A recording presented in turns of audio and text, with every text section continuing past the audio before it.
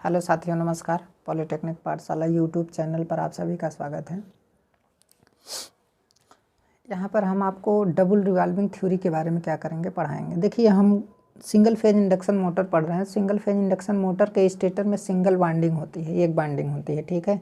जब उसको हम क्या करते हैं, सिंगल फेज एसी सप्लाई देते हैं, तो एसी सप्लाई क्या है, एक अल्टरनेटिंग सप्लाई है। तो सिंगल वाइंडिंग होने की वजह से उसमें एक अल्टरनेटिंग मैग्नेटिक फ्लक्स क्या होता है, सेटअप होता है। अल्टरनेटिंग मैग्नेटिक फ्लक्स सेटअप होता है, रोटेटिंग मैग्नेटिक फ्लक्स नहीं सेटअप होता है। जैसे थ्री फेज इंडक्शन मोटर में हमने देखा कि एक रोटेटिंग मैग्नेटिक फ्लक्स क्या होता था, वहाँ पे सेटअप होता था। लेकिन यहाँ पर जो है एक अल्टरनेटिंग मैग्नेटिक फ्लक्स सेटअप होता है। अल्टरनेटिंग मैग्नेटिक फ्लक्स कैसा होता है, कुछ इस टाइप का होता है, समझ में आया। तो ये हमारा क्या है, अल्टरनेटिंग मैग्नेटिक फ्लक्स क्या होता है, सेटअप होता है, ठीक है। तो अल्टरनेटिंग मैग्नेटिक फ्लक्स सेटअप होने की वजह से सिंगल फेज इंडक्शन मोटर का जो स्टार्टिंग टार्क होता है वो जीरो होता है। इस वजह से हमारी मोटर स्टार्टिंग में घूम नहीं पाती है। इसीलिए कहा जाता है कि सिंगल फेज इंडक्शन मोटर हमारी सेल्फ स्टार्ट मोटर नहीं होती है। यदि शुरुआत कंडीशन में अगर सिंगल फेज इंडक्शन मोटर के अंदर मैग्नेटिक फील्ड को रोटेटिंग बना दिया जाए तो हमारा मोटर क्या करने लगेगा, घूमने लगेगा, समझ में आया। अब आगे इसके बारे में डिस्कस करेंगे। यहाँ पर डबल रिवॉल्विंग थ्योरी के बारे में पढ़ेंगे। डबल रिवॉल्विंग थ्योरी यही बताता है, डबल रिवॉल्विंग थ्योरी क्या बताता है कि सिंगल फेज इंडक्शन मोटर के अंदर जो है, जो स्टार्टिंग कंडीशन में हमारा टार्क होता है वो क्या होता है, जीरो होता है। अब कैसे जीरो होता है उसी चीज़ के बारे में हम यहाँ पे क्या करेंगे, डिस्कस करेंगे। और कैसे हम जब मोटर को घुमा देते हैं किसी डायरेक्शन में तो अपने आप क्या करने लगता है, घूमने लगता है। देखिए, सिंगल फेज इंडक्शन मोटर के अंदर एक खासियत होती है। कभी कभार देखिए, पंखे को आप क्या करते हैं, पंखे को थोड़ा सा घुमा देते हैं, छोड़ देते हैं, तो पंखा फिर क्या करने लगता है, चलने लगता है। तो उसका कारण है, यहाँ पे हम आपको समझाएंगे। हो सकता है कि इस लेक्चर में ना हो पाए, अगले लेक्चर में हो पाए, क्योंकि ये लेक्चर काफ़ी बड़ा हो जाएगा वैसे भी समझाते समझाते इसको। तो अब यहाँ पे क्या है, ध्यान से देखिए। तो यहाँ पे क्या है, थोड़ा लिखा गया है, उसके बारे में हम लोग समझ लेते हैं। सिंगल फेज इंडक्शन मोटर का स्टार्टिंग टार्क क्या होता है, जीरो होता है। इसलिए यह मोटर सेल्फ स्टार्ट नहीं होती है। ये मोटर सेल्फ स्टार्ट नहीं होती क्योंकि उसका स्टार्टिंग टार्क क्या होता है, जीरो होता है। लेकिन यदि मोटर को किसी भी दिशा में थोड़ा घुमाकर छोड़ दिया जाए तो मोटर घूमने लगता है। अब ये चीज़ हम आगे आपको समझाएंगे कि अगर जैसे मोटर को किसी भी दिशा में घुमा कर क्या कर दिया जाए, छोड़ दिया जाए, चाहे क्लॉकवाइज चाहे एंटी क्लॉकवाइज, समझ में आया। तो उस कंडीशन में मोटर घूमने लगता है, तो उस कंडीशन में रोटेटिंग मैग्नेटिक फील्ड बन जाता है, समझ में आया। तो अब पहले हम डबल रिवॉल्विंग थ्योरी को पढ़ लेते हैं कि कैसे जो है रोटेटिंग मैग्नेट हमारा जो है स्टार्टिंग कंडीशन में रोटर पर जो टार्क डेवलप हो रहा है वो क्या है, जीरो है, ठीक है। उसके बारे में हम क्या कर लेते हैं, पढ़ लेते हैं। हालांकि बहुत सारी चीज़ें हैं इसमें जो आपको डिप्लोमा के मतलब सब्जेक्ट में डिप्लोमा के बेसिस पे आपको नहीं पढ़ना है, लेकिन हम थोड़ा बहुत हिंट देंगे, थोड़ा बहुत आपको समझाएंगे, ठीक है। लेकिन वो सारी चीज़ें बहुत हाई लेवल की हैं। अगर यहाँ पे पढ़ेंगे तो अगर एक देखा जाए तो एक प्रकार से देखिए, जो हमारा सिंगल फेज जब सप्लाई देते हैं तो उसमें जो मैग्नेटिक फील्ड डेवलप होता है ना, वो मैग्नेटिक फील्ड के जो फ्लक्स होते हैं वो दो तरीके से डिस्ट्रीब्यूट होते हैं। स्टेटर में दो तरीके से डिस्ट्रीब्यूट होते हैं। कैसे, एक टाइम और स्पेस दोनों में क्या होते हैं, डिस्ट्रीब्यूट होते हैं। अगर स्पेस की मैं बात करूँ तो जैसे मान लीजिए हमारा क्या है, स्टेटर है। अब स्टेटर में हमारे क्या है, कंडक्टर हैं। स्टेटर में हमारे क्या है, कंडक्टर हैं भाई, सिंपल सी बात है। तो स्टेटर में अगर जितने इधर 2 2 4 1 5 2 2 4 1 5, तो स्टेटर में कंडक्टर हैं, तो यहाँ पर हम क्या देंगे, सप्लाई देंगे, एसी सप्लाई देंगे। तो सिंपल सी बात है, मान लीजिए इधर से करंट जा रही तो इधर अंदर जाएगी, तो या फिर अंदर, हाँ इधर अंदर जाएगी तो डॉट होगा, इधर क्या होगा, डॉट होगा, और इधर क्या होगा, क्रॉस होगा, इधर क्या होगा, क्रॉस होगा, समझ में आया। तो सोचिए, इधर क्रॉस है, इधर डॉट है, तो मैग्नेटिक फील्ड की दिशा क्या होगी, देखिए अंदर ऐसे जाएगा। ये वाला रूल आप लगाएंगे, ठीक है, ये वाला तो राइट हैंड थंब रूल। तो इस कंडीशन में क्या होगा, क्या कहते हैं, जब करंट हमारी अंदर जाएगी, करंट हमारी किधर जा रही है, अंदर जाएगी, तो ये अंगुलियां करंट की दिशा को शो करेंगी और ये अंगूठा किसको शो करेगा, मैग्नेटिक फील्ड की दिशा को शो करेगा। तो करंट ऐसे जा रही है, ऐसे निकल रही है, ठीक है, तो मैग्नेटिक फील्ड की दिशा किधर है, तो यहाँ पे हमें मैक्सिमम मैग्नेटिक फ्लक्स क्या हो रहा है, मिल रहा है। तो मैग्नेटिक फील्ड की दिशा ये है। तो होता क्या है कि देखिए, हमारा जो मैग्नेटिक फ्लक्स होता है ना, वो दो चीज़ों में डिस्ट्रीब्यूट होता है, एक स्पेस में और एक टाइम, दोनों में डिस्ट्रीब्यूट होता है। कैसे, टाइम में, तो देखिए यहाँ पर करंट हमारी क्या होगी, आई होगी। तो आई करंट कैसी होगी, सिंपल सी बात है, आई करंट हमारा क्या होगा, आई बराबर I max sine omega T होगा कि नहीं। तो सिंपल सी बात है, जब करंट, एक करंट इस नेचर का है, ये टाइम है, या जहाँ पर ओमेगा टी आपको दिखेगा वो टाइम है, यहाँ विथ रिस्पेक्ट टू टाइम ये करंट हमारी क्या हो रही है, चेंज हो रही है, समझ में आया। तो फ्लक्स भी फाई बराबर क्या होगा, phi max sine omega t change होगा, समझ में आया। लेकिन हमारा यहाँ पे भी फ्लक्स डिस्ट्रीब्यूटेड होता है, समझ में आया। यहाँ पे भी देखिए ये हमारा स्पेस है, ये हमारा क्या है, स्पेस है, स्टेटर के स्लॉट्स वगैरह जहाँ पर कंडक्टर को रखा गया है वो हमारा क्या है, स्पेस है, ठीक है। तो इसमें स्पेस में भी मैग्नेटिक फ्लक्स हमारा क्या होते हैं, डिस्ट्रीब्यूट होते हैं। देखिए अब यहाँ पर अल्टरनेटिंग सप्लाई के द्वारा मैग्नेटिक फ्लक्स हमारा ये सेटअप हो रहा है, लेकिन यहाँ पर इस पोजीशन पर जैसा कि अभी हमने निकाला कि इस पोजीशन पर मैग्नेटिक फ्लक्स स्पेस में क्या है, यहाँ पे मैक्सिमम है। अब जैसे जैसे आप ऊपर की तरफ जाएंगे वैसे मैग्नेटिक फ्लक्स का मान कम होता है, और जैसे नीचे की तरफ जाएंगे वैसे मैग्नेटिक फ्लक्स का मान, भाई यहाँ पे मैक्सिमम है तो इसके ऊपर जाएंगे तो कम होगा, सिंपल सी बात है। यहाँ पे अगर मैक्सिमम है तो यहाँ पर अगर मैक्सिमम है तो उस कंडीशन में क्या होगा, जैसे देखिए हमारे पास एक क्या है, नॉर्थ पोल है, हमारे पास क्या है, एक नॉर्थ पोल है और क्या है, साउथ पोल है, ठीक है। तो अब यहाँ पे जैसे ये साउथ पोल है और क्या है हमारा, नॉर्थ पोल है। तो अब यहाँ पे साउथ से अंदर मैग्नेटिक फील्ड क्या होता है, साउथ से नॉर्थ, अब बाहर जो है नॉर्थ से क्या होता है, साउथ होता है कि नहीं। तो अब यहाँ पे क्या है, यहाँ पे मैग्नेटिक फील्ड हमारा क्या है, ज़्यादा है। यहाँ पे देखिए, यहाँ पे मैग्नेटिक फील्ड हमारा क्या होता है, ज़्यादा होता है। यहाँ पे मैग्नेटिक फील्ड हमारा क्या होता है, ज़्यादा होता है, समझ में आया। और जैसे जैसे इधर दूर आता है आदमी ऐसे, तो इधर मैग्नेटिक फील्ड का पावर उतना ज़्यादा नहीं होता है। मैग्नेटिक फील्ड का पावर सबसे ज़्यादा कहाँ पर होता है, ध्रुवों पर होता है। कहाँ पर होता है, ध्रुवों पर होता है। तो उस कंडीशन में यहाँ पर ध्रुवों पर मैग्नेटिक फील्ड क्या होता है, ज़्यादा होता है।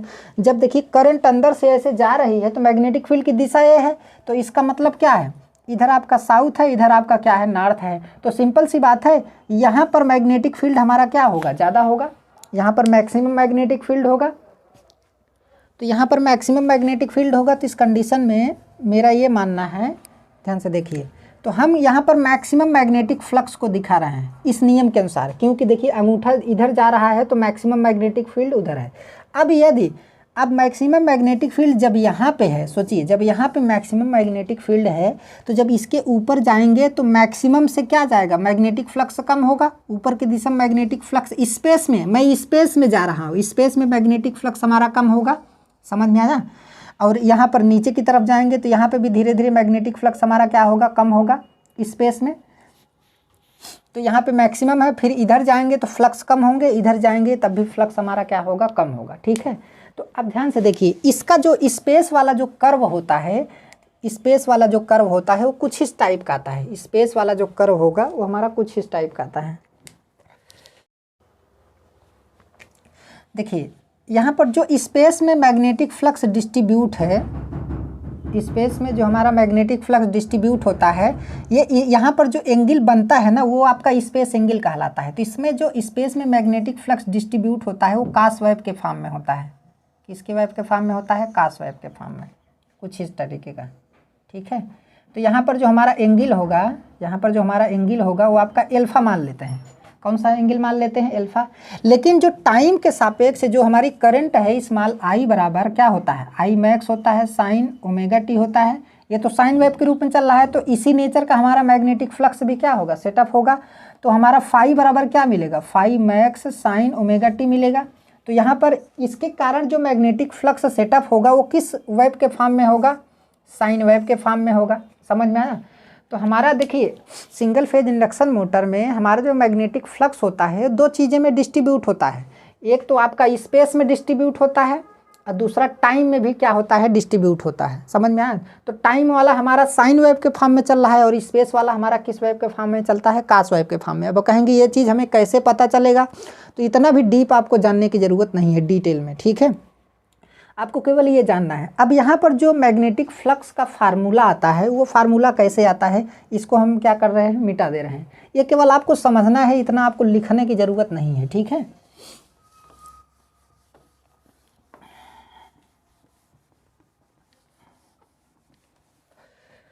तो अब ये जो रिजल्टेंट हमारा फार्मूला आता है वो फार्मूला हमारा कितना आता है भाई, सिंपल सी बात है। फाई बराबर हमारा जो रिजल्टेंट दोनों का फार्मूला आएगा, भाई दोनों का रिजल्टेंट निकाला जाएगा तो उसका एक फार्मूला आएगा। तो यहाँ पर phi max sine omega t into cos alpha, ये हमारा फार्मूला आता है। अब इसी को दो भागों में डिवाइड करेंगे। कैसे करेंगे? Phi max two sine omega t cos alpha, समझ में? ये हमारा स्पेस एंगल है, ये वाला टाइम वाला एंगल है, ठीक है। तो अब यहाँ पे क्या है, अब इसी को हम क्या करेंगे, बांटेंगे। अब ये वाला फार्मूला लगाएंगे, 2 साइन थीटा कास थीटा का फार्मूला लगा देंगे। जब फार्मूला लगा देंगे तो सिंपल सी बात है, कितना आ जाएगा, इतना आ जाएगा। देख रहे हैं कि नहीं, फाई बराबर phi max by 2 sine omega t plus alpha और plus phi max phi by 2 sine omega t minus alpha आ जाएगा। समझ में आया? तो अब यहाँ पर देखिए, दो मैग्नेटिक फ्लक्स क्या हो रहे हैं, सेटअप हो रहे हैं। दो मैग्नेटिक फ्लक्स जो है सेटअप हो रहे हैं।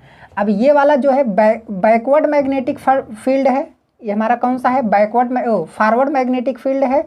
और ये हमारा कौन सा है, क्या कहते हैं, ये वाला, ये बैकवर्ड मैग्नेटिक फील्ड है। तो यहाँ पर देखिए, बैकवर्ड को फाई बी से और फॉरवर्ड को फाई एफ से रिप्रेजेंट किया है। तो बैकवर्ड बराबर phi max by 2 sine omega t plus alpha होता है। बैकवर्ड आरएमएफ होता है। आरएमएफ मतलब रोटेटिंग मैग्नेटिक फील्ड। आरएमएफ मतलब क्या होता है, रोटेटिंग मैग्नेटिक फील्ड। और फॉरवर्ड का मतलब क्या है, हमारा फॉरवर्ड रोटेटिंग मैग्नेटिक फील्ड। यहाँ पर फॉरवर्ड फ्लक्स जो है ये हमारा फॉरवर्ड रोटेटिंग मैग्नेटिक फील्ड है। अब यहाँ पर ध्यान से देखिए, ये जो हमारा क्या कहते हैं डबल रिवॉल्विंग थ्योरी होता है, डबल रिवॉल्विंग थ्योरी का क्या कहना है, उनका ये कहना है कि सिंगल फेज इंडक्शन मोटर में जब सिंगल फेज एसी सप्लाई दी जाती है तो उस कंडीशन में दो रोटेटिंग मैग्नेटिक फील्ड क्या होते हैं, सेटअप होते हैं। दोनों एक दूसरे के अपोजिट डायरेक्शन में सेम स्पीड से घूमते हैं और दोनों का मैग्नीट्यूड जो है आधा होता है। दोनों का मैग्नीट्यूड क्या होता है, आधा होता है। समझ में आया? अब सिंपल सी बात है, दोनों आधे आधे हैं, यहाँ पर बाई टू किया गया है। तो दोनों क्या होते हैं, एक दूसरे के बराबर होते हैं और क्या दोनों का मैग्नीट्यूड क्या होता है, आधा होता है, ठीक है। तो यहाँ पर यही चीज़ लिखा गया है कि डबल रिवॉल्विंग थ्योरी के अनुसार सिंगल फेज इंडक्शन मोटर के स्टेटर में जब सिंगल फेज एसी सप्लाई दी जाती है तो उसमें एक अल्टरनेटिंग मैग्नेटिक फील्ड सेटअप होता है। इस मैग्नेटिक फील्ड को दो समान रोटेटिंग मैग्नेटिक फील्ड के कंपोनेंट में डिवाइड किया जा सकता है। उनका ये कहना था, किसका ये कहना था, डबल रिवॉल्विंग थ्योरी। इनका ये कहना था कि इस अल्टरनेटिंग मैग्नेटिक फील्ड को जो है दो समान रोटेटिंग मैग्नेटिक फील्ड में क्या कर सकते हैं, मान सकते हैं। समझ में आया? तभी हम समझ पाएंगे कि इसका स्टार्टिंग टार क्या होता है, 0 होता है। तो उसी चीज़ पहले इसको हमें क्या करना पड़ेगा, समझना पड़ेगा। तो इस मैग्नेटिक फील्ड के दो समान रोटेटिंग मैग्नेटिक फील्ड कंपोनेंट में क्या कर दिया जाता है, डिवाइड किया जा सकता है, जिसमें प्रत्येक का मैग्नीट्यूड आधा होता है। यह दो कंपोनेंट एक दूसरे के अपोजिट दिशा में सेम सिंक्रोनस स्पीड से क्या करते हैं, घूमते हैं। मतलब ये दोनों कंपोनेंट, जैसे अब हमारा ये क्या है, स्टेटर है, यहाँ पर हमारा क्या है, मैक्सिमम फ्लक्स है, आपको पता है। तो इधर हमारा इधर हमारा क्या होगा, फाई एफ होगा और इधर हमारा क्या होगा, फाई बी होगा। समझ में आया? अब ये वाला इधर घूम रहा है और ये वाला इधर घूम रहा है। दोनों क्या है, दोनों मतलब एक दूसरे के अपोजिट डायरेक्शन में सेम स्पीड से घूम रहे हैं। और वो कौन सी स्पीड है, सिंक्रोनस स्पीड है। अगर क्वेश्चन ये पूछे कि सिंगल फेज इंडक्शन मोटर में जो मैग्नेटिक फील्ड रोटेट करता है वो किस स्पीड से रोटेट करता है, तो सिंक्रोनस स्पीड से रोटेट करता है। कंफ्यूज मत होइएगा। समझ में आया? ये दोनों मैग्नेटिक फील्ड जो है सिंक्रोनस स्पीड से क्या करते हैं, रोटेट करते हैं। अब आगे क्या होता है, अब ध्यान से देखिए। अब यहाँ पे जो है देखिए, यहाँ पर थोड़ा लिखा गया है तो पढ़ लीजिए इसको। सिंगल फेज इंडक्शन मोटर में magnetic flux time and space दोनों में डिस्ट्रीब्यूटेड होता है, जिसका इक्वेशन जो है फाई बराबर कितना होता है, इतना होता है। ये चीज़ तो आप समझ गए। हमने आपको सिंगल फेज में बताया कि अल्टरनेटिंग मैग्नेटिक फ्लक्स होता है, उसका स्टार्टिंग टार्क 0 होता है, वो सेल्फ स्टार्ट मोटर नहीं होती है। अब इसी चीज़ को हमको डबल रिवॉल्विंग थ्योरी के अनुसार हमें क्या करना है, समझना है। उनके थ्योरी के अनुसार उन्होंने बताया कि सिंगल फेज इंडक्शन मोटर में दो मैग्नेटिक फील्ड जो है एक दूसरे के अपोजिट डायरेक्शन में सेम स्पीड अर्थात सिंक्रोनस स्पीड से क्या करते हैं, घूमते हैं। समझ में आया? और दोनों का मैग्नीट्यूड क्या होता है, आधा होता है। और इनका ये भी कहना है कि दोनों मैग्नेटिक फ्लक्स जो है रोटर पर दो अपोजिट टार्क जो है डेवलप करते हैं। दोनों अपोजिट टार्क बराबर होने की वजह से जो है स्टार्टिंग कंडीशन में रोटर पर जो हमारा स्टार्टिंग टार्क होता है वो 0 हो जाता है। स्टार्टिंग टार्क 0 होने की वजह से हमारा इंडक्शन मोटर घूम नहीं पाता है, ठीक है। अब इसी चीज़ को हम कर्व के अनुसार भी आपको क्या करेंगे, समझाएंगे। तो ये चीज़ आपको यहाँ तक समझ में आ गया होगा। अब इसको हम क्या कर देते हैं, मिटा देते हैं। ये फार्मूला सभी लोग स्क्रीनशॉट ले लीजिएगा।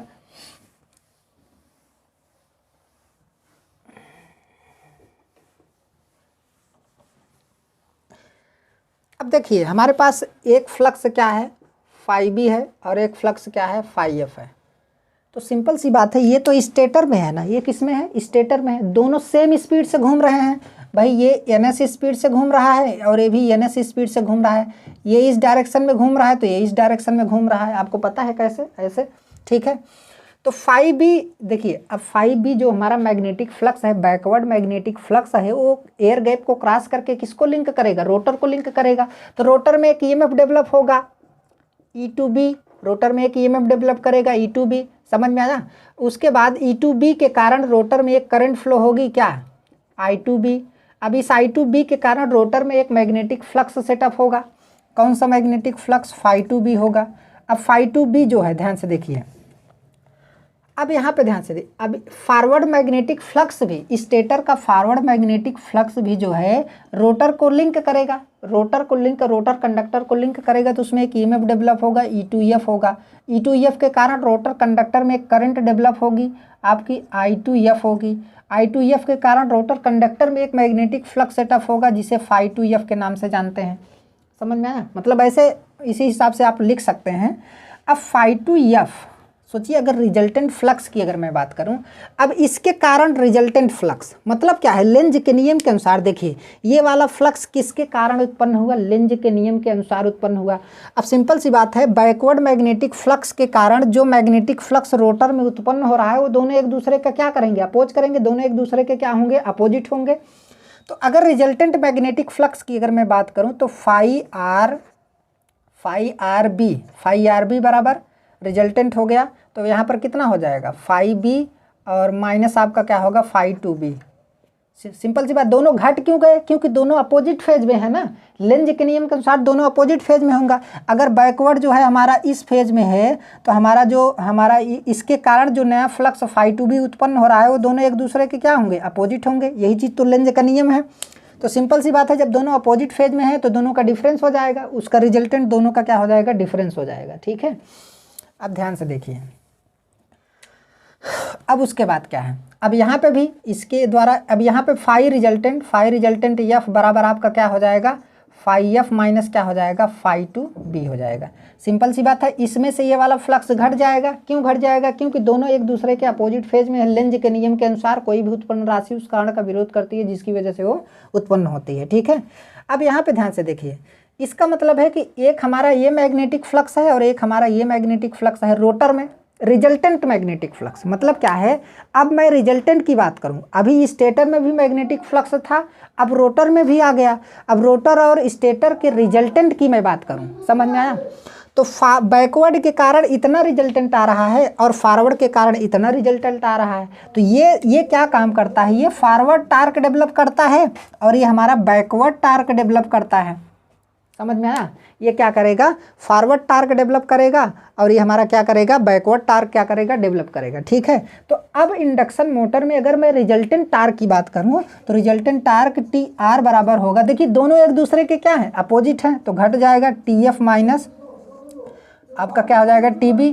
अब ये दोनों टार्क आपस में क्या होते हैं, लगभग बराबर होते हैं। दोनों टार्क आपस में लगभग क्या होते हैं, बराबर होते हैं। तो बराबर होने की वजह से हमारा रिजल्टेंट टार्क क्या हो जाता है, 0 हो जाता है, जिसकी वजह से हमारा सिंगल फेज इंडक्शन मोटर जो है वो घूमने में असमर्थ हो जाता है। लेकिन यदि उसे क्या कर दिया जाए, घुमा दिया जाए, तो उस कंडीशन में हमारा उसमें एक rotating magnetic field automatic produce होगा, जिसकी वजह से वो हमेशा क्या करता रहेगा, घूमता रहेगा। समझ में आया।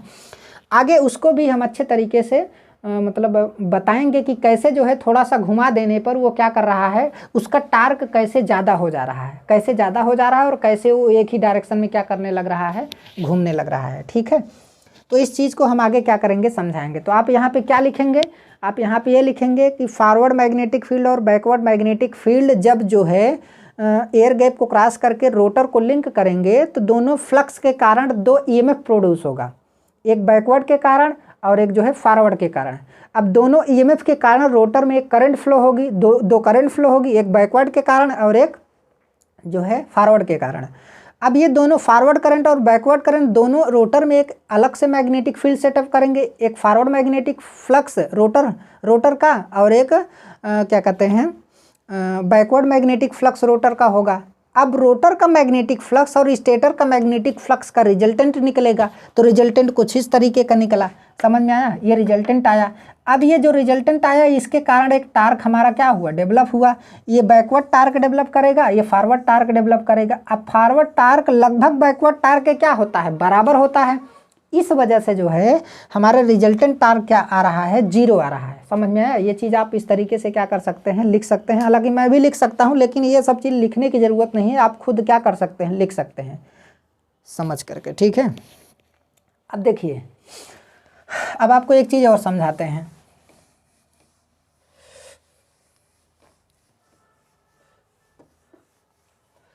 अब एक कर्व मैं आपको बताऊंगा अभी, हालांकि 3 फेज इंडक्शन मोटर में तो बहुत कुछ जानते हैं। ये जो हमारा कर्व है ना, ये देखिए, ये वाला हमारा कर्व, और क्या कहते हैं, ये वाला हमारा कर्व जो होता है ऐसे। तो अब यहाँ पे क्या है, देखिए, ये हमारा क्या है, स्लिप है, ये हमारा क्या है, टार्क है। तो ये हमारा क्या है, फॉरवर्ड टार्क है, और हमारा क्या है, बैकवर्ड टार्क है। ये जो कर्व है ये बैकवर्ड टार्क है, ये हमारा क्या है, फॉरवर्ड टार्क है। दोनों एक दूसरे के क्या है, बराबर है। जब दोनों एक दूसरे के बराबर हैं तो सिंपल सी बात है, इंडक्शन मोटर हमारा रोटेट ही नहीं करेगी। दोनों का रिजल्टेंट निकालेंगे। अब यहाँ पे स्लिप देखिए, यहाँ पे स्लिप 0 है, यहाँ पे स्लिप 1 है, और यहाँ पे स्लिप 2 है। यहाँ पे स्लिप 2 क्यों हुआ, कैसे आया, ये चीज़ हम आगे आपको बताएंगे, ठीक है। अगर इन दोनों का रिजल्टेंट निकाला जाए तो रिजल्टेंट टार्क हमें कैसे मिलता है, रिजल्टेंट टार्क हमें कैसे मिलता है, ये हमारा रिजल्टेंट टार्क हो गया। तो ये हमारा क्या हो गया, रिजल्टेंट टार्क हो गया। देखिए, 3 फेज इंडक्शन मोटर में हमें स्टार्टिंग टार्क कितना मिलता था, इतना मिलता था। लेकिन सिंगल फेज इंडक्शन मोटर में जो है, देखिए, स्टार्टिंग टार्क हमारा क्या है, 0 है। जब स्लिप का मान हमारा क्या है, 1 है, तो उस कंडीशन में स्टार्टिंग टार्क का मान क्या है, हमारा 0 है कि नहीं। देखिए, स्टार्टिंग टार्क हमारा क्या है, 0 है। अब यहाँ पर स्टार्टिंग टार्क हमारा क्या मिल रहा है, 0 मिल रहा है। Resultant torque single phase induction motor में ये हमारा रिजल्टेंट टार्क कर्व है, समझ में आया। अब इस पोजीशन पर स्टार्टिंग टार्क हमारा क्या मिल रहा है, 0 मिला। जब स्लिप का मान 1 होता है तो स्टार्टिंग टार्क हमें कुछ मिलता है कि नहीं। जब रोटर नहीं घूम रहा होता है तो उस समय स्लिप का मान क्या होता है, 1 होता है। स्लिप 1 की कंडीशन में starting torque 3 phase induction motor में हमें इतना मिलता था। लेकिन सिंगल फेज इंडक्शन मोटर का जब रिजल्टेंट निकाला गया तो ये पाया गया कि यहाँ पर इसका स्टार्टिंग टार्क 0 है। जब स्टार्टिंग टार्क 0 है तो सिंपल सी बात है, स्टार्टिंग टार्क 0 होने की वजह से जो है हमारा इंडक्शन मोटर घूमेगा ही नहीं। अब उसके बाद क्या हुआ, अब सोचिए, लेकिन यहाँ पर तो टार्क मिल रहा है ना, यहाँ पे टार्क देखिए, जैसे जैसे आगे बढ़ रहे हैं वैसे वैसे टार्क मिल रहा है। आप सोचिए, थोड़ा अपना दिमाग दौड़ाइए। इसका क्या मतलब है, इसका मतलब है कि जब रोटर को हम थोड़ा घुमा दें, उसी समय सप्लाई दी गई है, मोटर को हम थोड़ा घुमा दें, जब घुमा देंगे तो स्लिप का मान कम होगा कि नहीं। सोचिए, एक था, जब घुमा देंगे तो स्लिप का मान क्या हो जाएगा, कम हो जाएगा। सिंपल सी बात है, यस बराबर NS माइनस क्या होता है, N बटे क्या होता है आपका, NS होता है। जब हमारी स्पीड थोड़ा बढ़ जाएगी, जब बढ़ जाएगी तो स्लिप का मान क्या हो जाएगा, कम हो जाएगा। आपको पता है कि yes is inversely proportional N होता है, तो N बढ़ेगा तो यस हमारा क्या हो जाएगा, घट जाएगा। तो जब हम थोड़ा मोटर को थोड़ा घुमाकर छोड़ देंगे तो उस समय हमें टार्क मिलने लगेगा कि नहीं। देखिए, मान लीजिए हमने थोड़ा स्पीड बढ़ा दी तो स्पीड स्लिप कम हो जाएगी ना। जब स्लिप थोड़ा कम हो गई, 1 से क्या हो गई, कम हो गई, तो जब कम हो गई तो उस कंडीशन में कुछ हमें टार्क मिल रहा है कि नहीं। देखिए, हमें कितना टार्क मिल रहा है, इतना टार्क मिल रहा है कि नहीं। इसका मतलब क्या है, अगर मोटर को हम थोड़ा सा घुमाकर छोड़ देंगे तो हमें टार्क मिल जाएगा, और उस टार्क की वजह से वो मोटर कंटिन्यूअस क्या करने लगेगी, घूमने लगेगी। समझ में आया। तो यही चीज़ यहाँ पे आपको समझना है। तो जैसे अगर थोड़ा सा हम घुमा के छोड़ देंगे तो स्पीड बढ़ जाएगी, सिंपल सी बात है भाई। शुरुआत में तो स्पीड 0 थी ना, स्पीड जब बढ़ जाएगी तो स्लिप कम हो जाएगा। अब यहाँ पर देखिए, स्लिप मैक्सिमम है। अब जैसे आगे बढ़ेंगे तो स्लिप कम होगा। जैसे ही स्लिप कम हो रहा है वैसे ही जो है, देखिए, टार्क हमें मिल रहा है कि नहीं।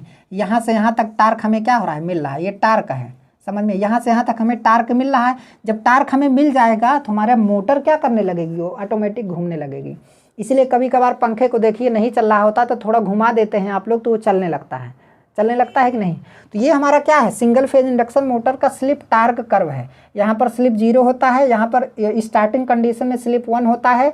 अब जब बैकवर्ड के कारण यहाँ पर पीछे की तरफ जाएंगे, निगेटिव में जाएंगे, तो उस कंडीशन में क्या होगा, यहाँ पर स्लिप का मान 2 होता है। अब कैसे 2 होता है और कैसे जो है घुमा देने पे टार्क डेवलप होता है, ये चीज़ तो हमने कर्व के अनुसार समझ लिया, लेकिन अभी उसका डेरिवेशन भी है, तो उसको हम अगले लेक्चर में क्या करेंगे, पढ़ाएंगे। ठीक है, तो आज का क्लास यहीं तक, धन्यवाद।